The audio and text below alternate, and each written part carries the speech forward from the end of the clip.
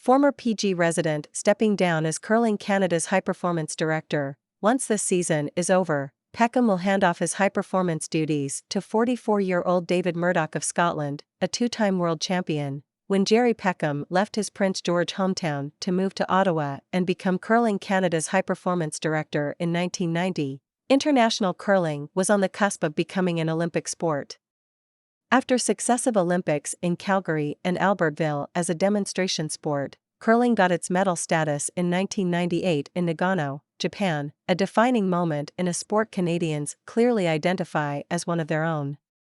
Peckham was there in Nagano to see curling exposed to worldwide audiences like never before. Seeing Sandra Schmirler and her team from Saskatchewan stand for the anthem and flag raising atop the Olympic podium that year stands as the pinnacle of his 33-year career with Curling Canada. Our first Olympic experience was incredibly memorable because it had such a profound impact on the sport, said Peckham. It was a game changer because it impacted how we went about the business of high performance and how hard athletes began to train on and off the ice to improve their performance, and it had a ripple effect. Canada no longer dominates curling internationally, and Peckham says recent results in world competition are not due to Canadians playing poorly. It's just that the rest of the world has caught up.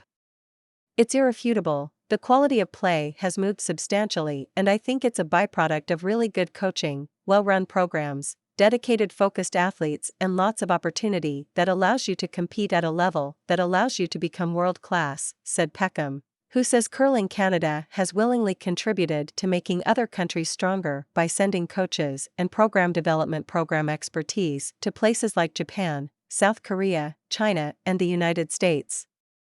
In all honesty, it's great for the game that so many countries put teams on podiums, whether it's juniors or women's or mixed doubles.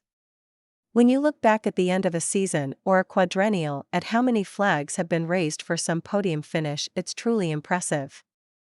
It's truly international, and there's no second-guessing that.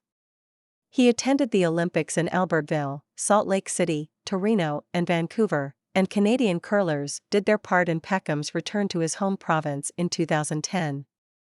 The Cheryl Bernard rink won the women's title, Kevin Martin claimed silver in the men's, and Jim Armstrong of Richmond went on to capture Paralympic gold.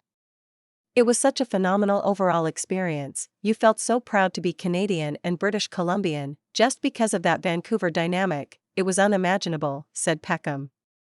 Canada won the first 3 Paralympic competitions, Torino, Vancouver, and Sochi, with Joe Ray of Prince George as the national team head coach. Peckham is the son of Prince George curling legend Wilf Peckham, and he owes his involvement in the sport to him.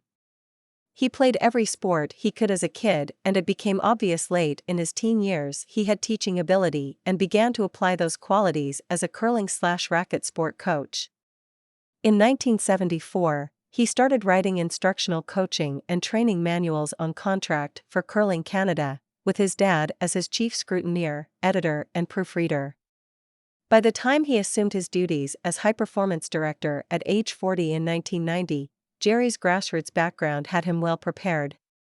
Once this season is over, Peckham will hand off his high-performance duties to 44-year-old David Murdoch of Scotland, a two-time world champion.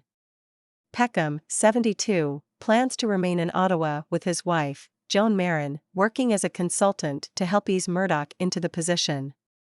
I think he's unquestionably the subject matter expert these days in high performance and producing elite teams, and the fact we enticed him to come and take over is the best possible solution, said Peckham. He's really well liked, so he'll fit into the curling culture here very easily.